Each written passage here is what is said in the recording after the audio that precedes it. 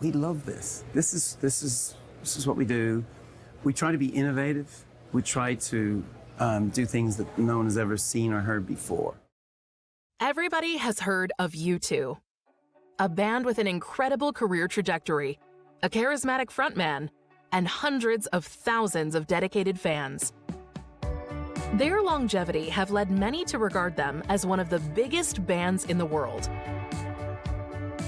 We were a band in a sense as a band of brothers before we were a successful musical thing. So those early friendships and that regard for one another stood us in very good stead, and I think it's given us something that a lot of bands don't have. They have sold in excess of 170 million records and are still producing and writing new music. Setting records with their music sales and award wins, U2 have never struggled to maintain popularity with their fans and audiences alike. Initially rooted in post-punk, U2's musical style has evolved throughout their career, but has maintained an anthemic quality built on Bono's expressive vocals and The Edge's effects-based guitar sounds. U2 have released 14 studio albums and are one of the world's best-selling music artists. They have won 22 Grammy Awards, more than any other band, and were inducted into the Rock and Roll Hall of Fame as soon as they were eligible. Their rise from small-town Irish kids to selling out stadiums worldwide, there is no doubt U2 have solidified their own legacy before they've even retired from the music industry.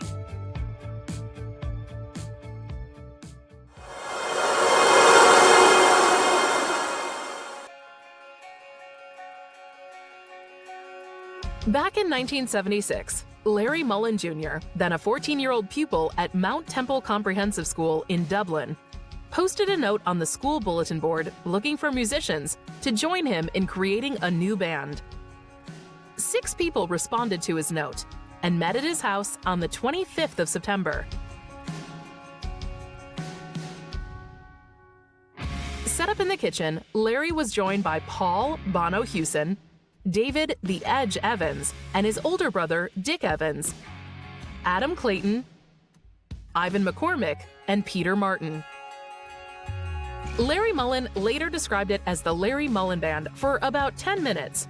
Then Bono walked in and blew any chances he had of being in charge.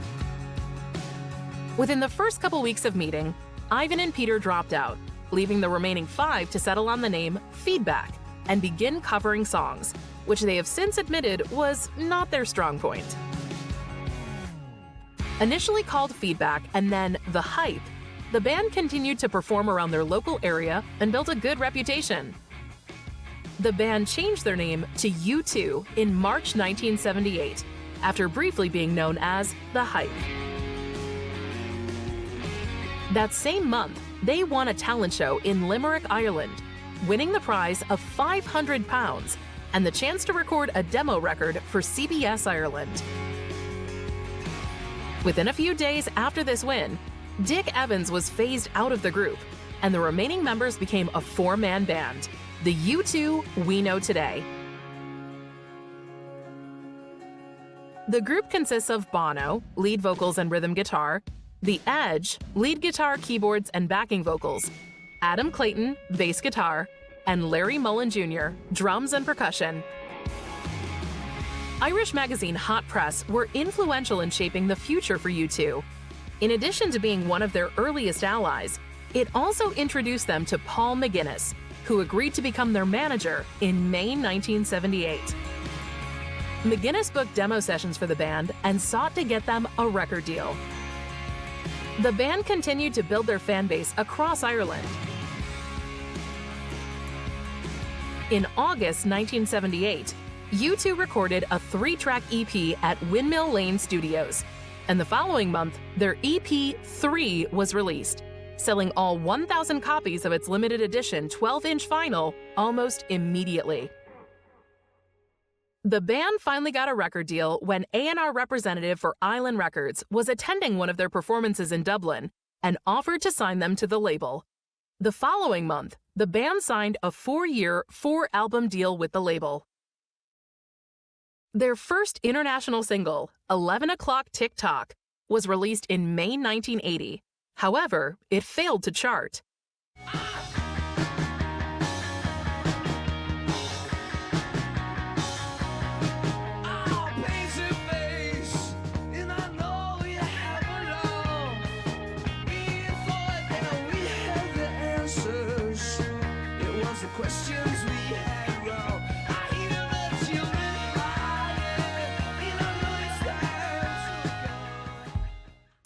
From July to September of this year, the band recorded their first album, titled Boy, at Windmill Lane Studios. Boy was released in October 1980, receiving positive reviews from critics. The album peaked at number 52 in the UK charts. The album release was followed up with their first tour of continental Europe and the United States. Despite being unpolished, these early live performances demonstrated the band's potential, as critics complimented their ambition and Bono's enthusiasm on stage. The album included the band's first songs to receive airplay on US radio, including the single I Will Follow, which reached number 20 on the Top Tracks rock chart.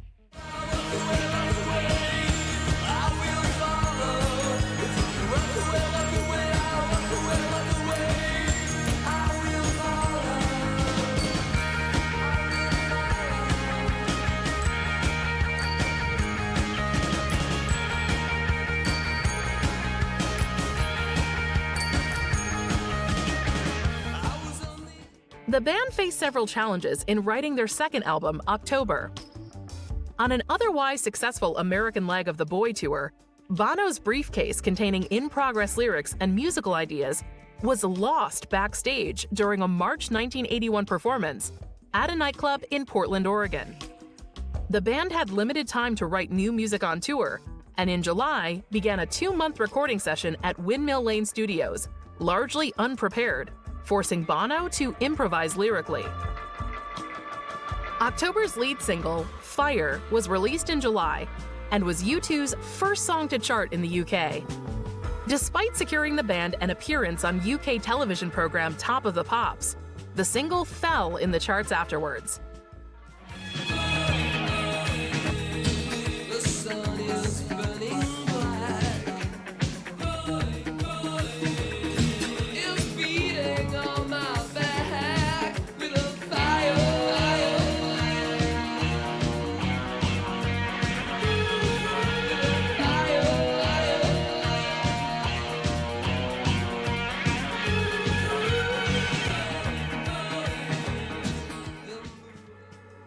October was released in October 1981 and contained overtly spiritual themes.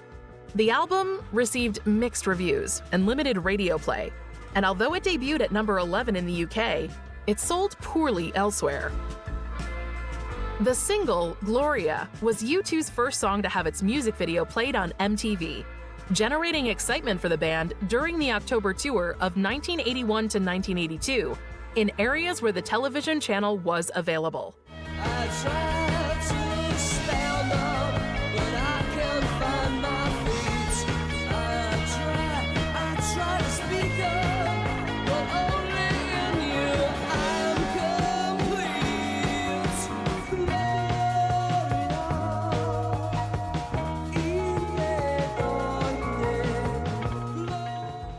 You're going to mug me? Am I going to mug you? Is that gorgeous or what, eh? And I believe I can run a decent marathon. Thank you very much. Download Veely now. During the tour, U2 met Dutch photographer Anton Corbijn, who became their principal photographer and has had a major influence on their vision and public image. U2 were disappointed by their lack of progress by the end of the October tour. Having run out of money and feeling unsupported by their record label, the group committed to improving. Adam Clayton recalled that there was a firm resolve to come out of the box fighting with the next record. U2's third studio album, War, was released in February 1983. It was the band's first commercial success, debuting at number 1 in the UK while reaching number 12 in the US. War was lyrically more political than their first two records, focusing on the physical and emotional effects of warfare. War's lead single, New Year's Day, was released on the 1st of January 1983. It reached number 10 in the UK and became the group's first hit outside of Europe. In the US, it received extensive radio coverage and peaked at number 53. On New Year's Day.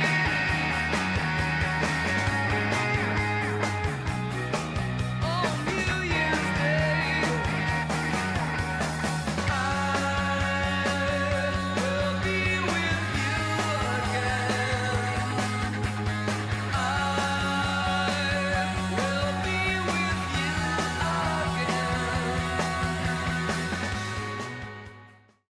The Unforgettable Fire, their fourth album, was released in October 1984 and was at the time the band's most marked change in direction musically. The album reached number 1 in the UK.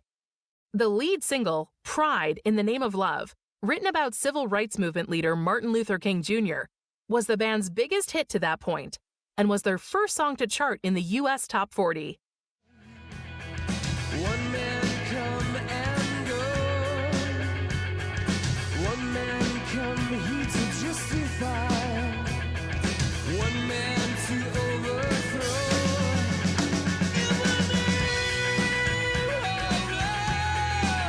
One man in the name of love. In the name of love. In 1984, Bono took part in the recording of Do They Know It's Christmas, a song written by Bob Geldof and Midge Uri in reaction to television reports of the 1983 famine in Ethiopia. The song was first recorded in a single day, on the 25th of November 1984, by Band Aid, a supergroup put together by Geldof and Uri, and consisting mainly of the biggest British and Irish musical acts at the time. The single was released in the United Kingdom on the 3rd of December 1984, and aided by considerable publicity, it entered the UK singles chart at number 1 and stayed there for 5 weeks, becoming the Christmas number 1 of 1984. Do They Know It's Christmas has been re-recorded 3 times, in 1989, 2004, and 2014. Bono appeared again in 2 of the re-recordings, in 2004 and 2014. Christmas bells that ring are the flagging chimes of doom. Well, tonight, thank God it's them instead of you. Bring peace and joy. Bono, your famous line, well, tonight, it has changed to, well, tonight we're reaching out and touching you. Is it still going to be your line come tomorrow? I think so. I think that's the plan. Just feel really embarrassed to be late. And not having a lot of luck with airplanes at the moment was fog. So a plane was director would never be late, never keep Bob late, never. Can you believe that you're recording this again 30 years on from the original and it's still being used to raise money for the people in Africa? We've been trying to make this kind of event a thing of the past, you know. We want to make Band-Aid history. And for quite some time. And if every country had the values of Great Britain and kept the promises they make at these big G8 meetings and the like, we wouldn't have to be standing here. You know, these are not. It's not a failure of Great Britain. But outside of this country, we have a lot of work to do in getting people to keep their promises. How do you feel emotionally about taking part in this today, of course, 30 years after you did the original Band-Aid single? As I say, I wish we, in a way, we didn't have to do this. And there will come a time when we won't. And that'll be great. Wouldn't it be great not to see the same old faces? What I'm excited about today is sort of Star Trek: The Next Generation. I like that, you know. I'd be happy just to stand in the background and wave, actually. And how do you feel about performing alongside all these other stars, many of whom weren't even born when the original single was done? What a depressing thought. No, they're great. There's some brilliant Ed Sheeran, amazing, Ellie Goulding. Those are great people. All the re-recordings were also charity records. The 1989 and 2004 versions also provided money for famine relief, while the 2014 version was used to raise funds for the Ebola crisis in West Africa. All three of these versions also reached #1 in the UK, with the 1989 and 2004 versions also becoming the Christmas #1s for their respective years. On the 13th of July 1985, the group performed at the Live Aid concert at Wembley Stadium for Ethiopian famine relief, before a crowd of 72,000 fans and a worldwide television audience of 1.5 billion people. The performance was regarded as a pivotal event in the band's career. British newspaper The Guardian cited Live Aid as the moment that U2 stars, and included their performance on a list of 50 key events in rock history.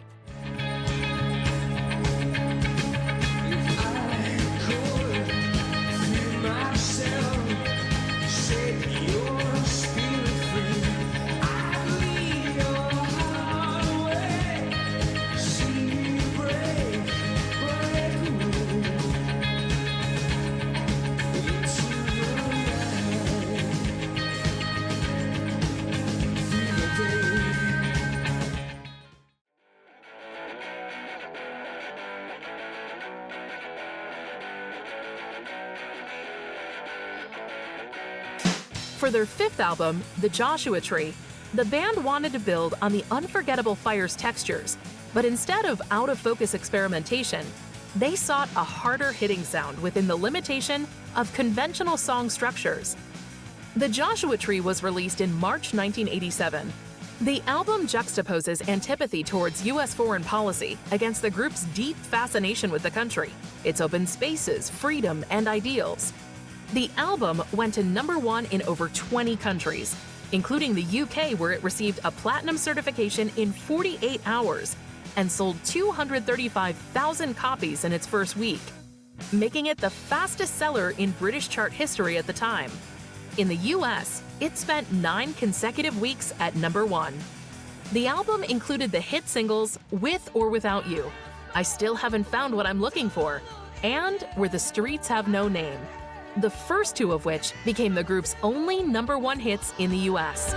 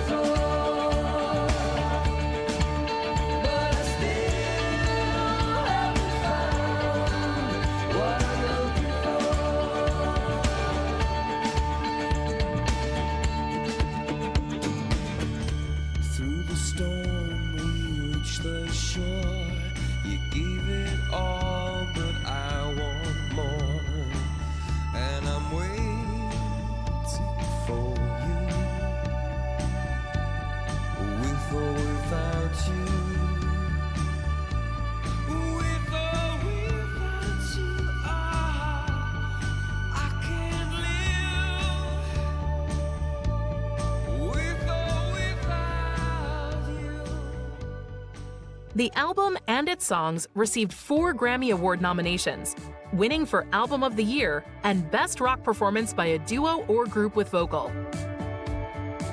In October 1988, the group released Rattle and Hum, a double album and theatrically released documentary film that captured the band's experiences with American roots music on the Joshua Tree Tour. The record featured 9 studio tracks and 6 live U2 performances.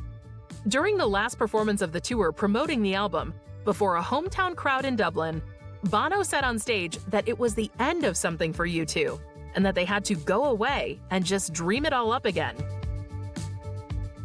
They began work on their 7th studio album, Achtung Baby, at Berlin's Hansa Studios in October 1990. The sessions were fraught with conflict, as the band argued over their musical direction and the quality of their material.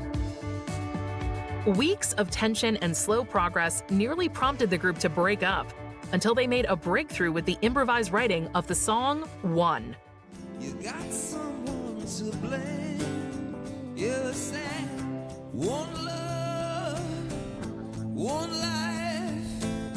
When it's one need in the night, one love, we get to share it.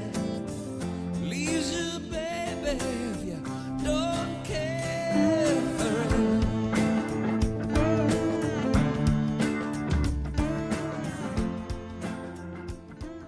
They returned to Dublin in 1991, where morale improved and the majority of the album was completed. Achtung Baby was released in November 1991. The album represented a change in musical and thematic direction for the group. The shift was one of their most dramatic since The Unforgettable Fire. Commercially and critically, it has been one of the band's most successful albums. It produced 5 hit singles, including The Fly, Mysterious Ways, and One, and it was a crucial part of the band's early 1990s reinvention.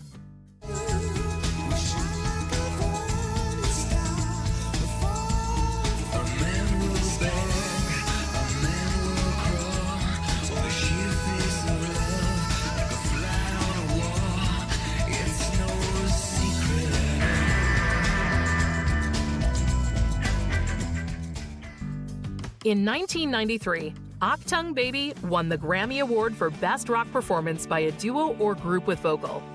Like the Joshua Tree, many publications have cited the record as one of rock's greatest. In June 1993, U2 signed a long-term 6-album deal to remain with Island Records. The following month, the group released a new album, Zooropa. Initially intended to be an EP, Zooropa ultimately evolved into a full-length album. It was an even greater musical departure for the group, delving further into electronic, industrial, and dance music. Although the commercially successful Zooropa won the Grammy Award for Best Alternative Music Album in 1994, the band regarded it with mixed feelings, as they felt it was more of an interlude. Over the next couple years, U2 released another 2 albums, Pop in 1997 and All That You Can Leave Behind in 2000. All That You Can Leave Behind debuted at #1 in 32 countries and sold 12 million copies. Its lead single, Beautiful Day, was a worldwide hit. You could lend a hand in return for grace. It's a beautiful day. Sky falls, you feel like it's a beautiful day. So let it get away on the road. But you've got no destination in the mind. The song won Grammy Awards for Best Rock Performance by a Duo or Group, Song of the Year, and Record of the Year. On the 3rd of February 2002, U2 performed during the Super Bowl 36 halftime show. In a tribute to those who died in the September 11th attacks, the victims' names were projected onto a backdrop, and at the end, Bono opened his jacket to reveal an American flag in the lining. Later that month, U2 received 4 additional Grammy Awards.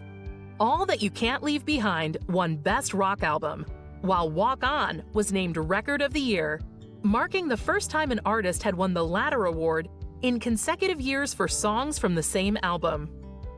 Looking for a harder-hitting rock sound than that of All That You Can't Leave Behind, U2 began recording their 11th studio album, How to Dismantle an Atomic Bomb, in February 2003. Released in November 2004, How to Dismantle an Atomic Bomb received favorable reviews from critics.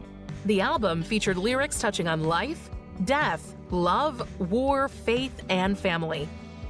It reached #1 in 30 countries, including the US, where first-week sales of 840,000 copies nearly doubled those of All That You Can't Leave Behind, setting a personal best for the band. Overall, it sold 9 million copies globally. In 2006, U2 released a concert film, U2 3D, which was the world's first live-action digital 3D film. 3D technology is relatively new, and I haven't seen any of the other 3D films that are out at the moment yet, but certainly watching it gives you a real perspective of being in the audience and seeing a real U2 show. You know, what's nice about it is instead of it being cut like a video or a concert film where a lot of fast cuts, it's a lot slower, so you get the overall feel of the band. Well, it's a concert film, and I'm in it with my friends Bono, Adam, and Larry, and it's a 3D film, and hopefully it's going to rock the house. we'll find out. How did you come up with the idea? Well, it wasn't our idea. I mean, Catherine, our director, and came to us with a project, and she said it's going to hopefully be a great record of, U2 playing at their best. So we signed on, and I think she was right. It's, if nothing else, it is a great record of what we did during that time in South America. They also released an autobiography in 2006 titled U2 by U2. Well, there is one enormous ego, and it's not you? mine. It's a shared one. It's just in 4 pieces, and no one cares who wins an argument in our band, as long as the song is better, the show is better. That's really it. It's kind of not that complicated. Our sort of uber ego that we have as a band is bigger than our individual ones. And I think a lot of bands that started out with us, that was not the case. There were probably more talented people around who never just figured that one out. You talk in the book actually about needing the adulation of the fans and getting a massive buzz off that. There are a lot of fans here today. What is your relationship with your fans? Well, we have the best fans in the world. They've got the best taste in music. They really recognize intelligent, smart, tall, how handsome we are. But to be serious for a second, I think our fans are really smart and they really pay attention. And over the years, what's been incredible for us is to see how we might stumble into something, get involved with something, but it's our fans who actually really make a difference. Also in 2006, Bono founded the company Product Red, along with Bobby Shriver of the One campaign. The company seeks to engage the private sector in raising awareness and funds to help eliminate HIV/AIDS in 8 African countries. So many people, 6,500 every day, dying of this preventable, treatable disease. In Africa, it's astonishing, and we're losing the war against AIDS, and this is going to help turn it around. It has several licensed partnerships with mainstream companies, such as Apple, Starbucks, and Converse. As part of a new business model, each partner company creates a product with the Product Red logo. All of the funds generated by Red partners and events go to global fund programs that provide medical care and support services for people affected by HIV/AIDS in Africa. No overhead is taken by either Red or the Global Fund. Red is the largest private sector donor to the Global Fund and has generated over $600 million for HIV programs in Africa as of July 2019. One of the things about Red is it's not just about the money raised, 330 odd million. It's about the heat and the excitement, you guys covering us. That makes it a priority for a politician, if it's popular. U2's album No Line on the Horizon was released in February 2009, more than 4 years after How to Dismantle an Atomic Bomb, marking the longest gap between albums of the band's career to that point. It received generally positive reviews, including their first 5-star Rolling Stone review. The album debuted at #1 in over 30 countries, but its sales of 5 million were seen as a disappointment by U2 standards, and it did not contain a hit single. The group embarked on the U2 360 tour in June 2009. The 360 tour concerts featured the band playing stadiums in the round on a circular stage, allowing the audience to surround them on all sides.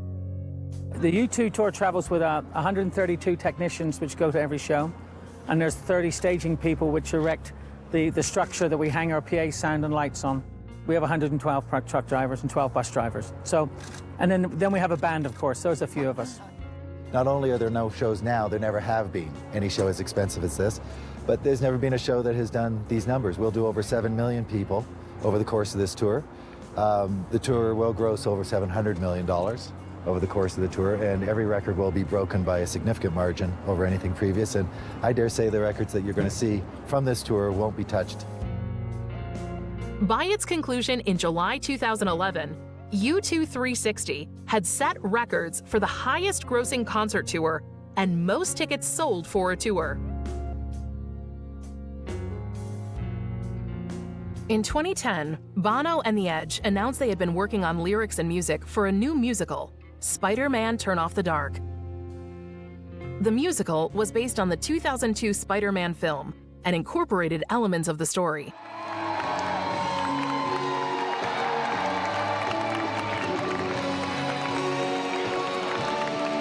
The production included highly technical stunts, such as aerial combat scenes, and actors swinging from webs, being described early on as the most technically complex show ever on Broadway, with 27 aerial sequences of characters flying and engaging in aerial combat. Still, the one show people want to go and see when they go to the city, when they come to New York, because it's a New York story. Spider-Man, it's his hometown. I mean, he's from Queens, but it's New York. And Mary Jane's from Queens. That's where Joey Ramone comes from. It also included a multitude of moving set pieces that put the audience in the middle of the action, and enough projections onto giant screens that Bono said it is like a three-dimensional graphic novel.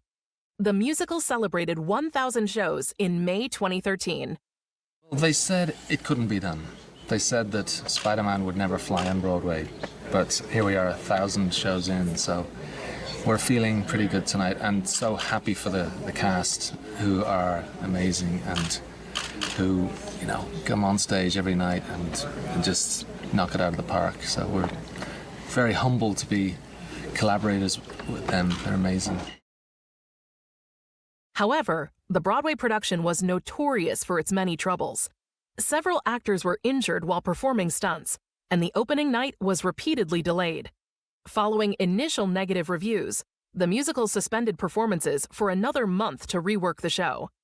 By the time Spider-Man Turn Off the Dark officially opened in June 2011, it had set the record for the longest preview period in Broadway history, with 182 performances. Critical reception of the opening was better than for the previews, but still mixed. Spider-Man Turn Off the Dark is the most expensive Broadway production in history, with a budget of $75 million, and also once held the box office record for Broadway sales in 1 week, taking in $2.9 million over 9 performances. The production closed on January 4th, 2014, at a massive financial loss. On the 9th of September 2014, U2 appeared at an Apple product launch event to make a surprise announcement of their 13th studio album, Songs of Innocence. They released it digitally the same day to all iTunes Store customers at no cost, making it available to over 500 million people in what Apple CEO Tim Cook called the largest album release of all time. Songs of Innocence recalls the group members' youth in Ireland, touching on childhood experiences, loves, and losses, while paying tribute to their musical inspirations. Bono described it as the most personal album we've written. The songs really always give you the clue as to how to perform them and where to perform them. And we wanted to have to be back indoors again. And we're using this contraption behind you, which looks like a yellow Berlin Wall.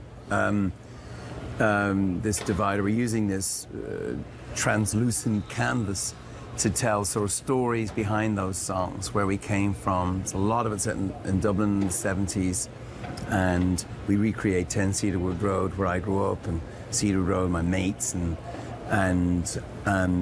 this is the inspiration behind Songs of Innocence. The record received mixed reviews and drew criticism for its digital release strategy. It was automatically added to users' iTunes accounts, which did not appeal to a large amount of users. Of great human rights abuses of our time. Yeah. I'm not sure the Apple gift. This is a company that more than anybody's trying to get artists paid, I think they got a backlash, a sort of big tech backlash, because people fear, oh my God, these companies know too much about us. Apple doesn't. They actually just know your music. Like, that's all they're interested in is your music. I thought it was quite a poetic thing to do, to reward people who pay for music with a free gift of our music. They paid us modestly, and we were grateful for that. We've got to experiment. You've got to try new things. Yeah. And, I mean, the new thing is the new thing for all of 15 minutes these days. And right now, a lot of artists are trying to figure out how to fix the issue of CD sales going down so fast and free music on the internet that no one's paying for being so huge. So this is just one attempt at figuring that out, and I'm sure there'll be others coming along, and at some point we will fix it. But right now it's really bad for up-and-coming artists particularly, because no one can afford these days to make records or go on the road. So it's actually kind of serious. If you go on the road, you can sort of survive. Well, but if you're a songwriter, you're a really successful in trouble. band. Yeah, but if you're a young band, you can't afford to go on the road. Yeah.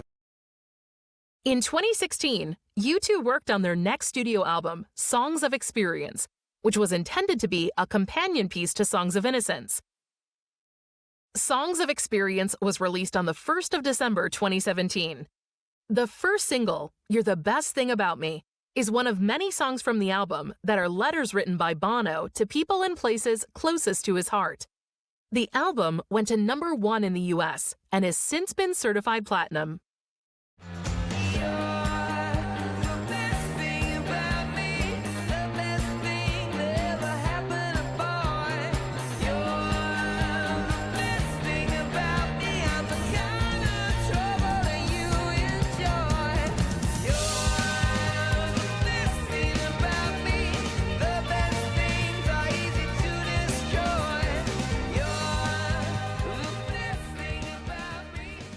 There's always the unknown until you actually have an audience there and you do a show or two. You don't really know how it's going to go. So there's still a few nerves.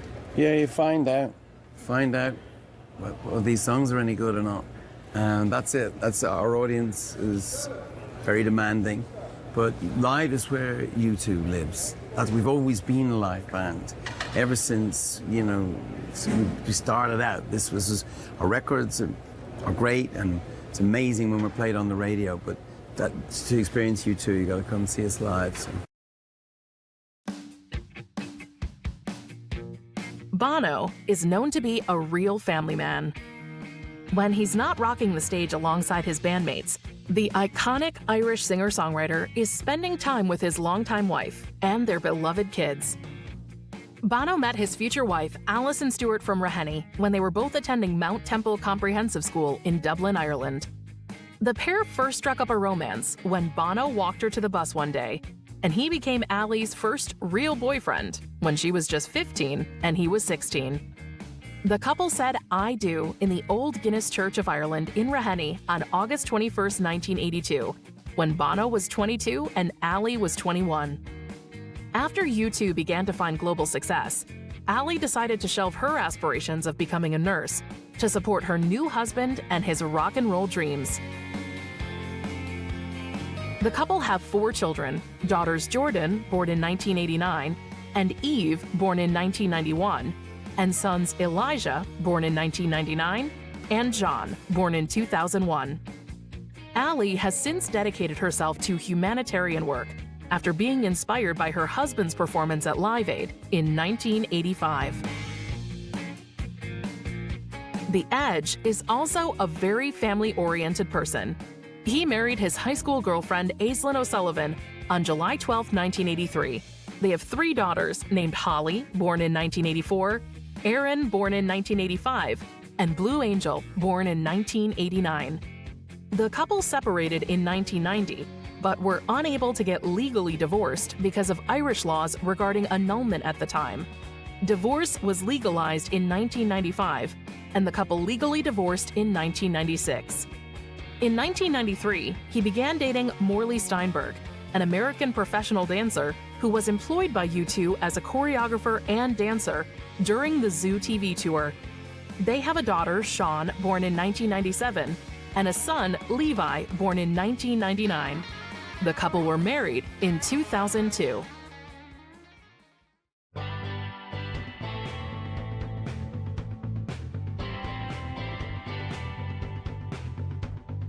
U2 are regarded as one of the greatest pop rock acts of all time and have sold an estimated 150 to 170 million records worldwide, placing them among the best-selling music artists in history. You know, we were a band in a sense as a band of brothers before we were a successful musical commercial thing. So those early friendships and that regard for one another stood us in very good stead, and I think it's given us something that a lot of bands don't have. You know, when you go through a difficult time, that's when you got to make these decisions sometimes. What's the important thing? And for us, I don't think it's ever changed. It's always this concept that we all have to win, that it's not good enough for one or two individuals to kind of succeed, that the collective has to win, otherwise we fail. U2 have 8 albums that have reached #1 in the US, the third most of any group. They were the first group to attain #1 albums in the US in the 1980s, 1990s, 2000s, and 2010s. The amount of hits they've released have allowed them to produce 3 compilation albums to date, featuring their best-loved singles and classic songs. We love this. This is what we do. We try to be innovative. We try to do things that no one has ever seen or heard before. That's what we did with Zoo TV. That's what we're doing on Pop Mart. That's what we did with 360. That's what we're doing now.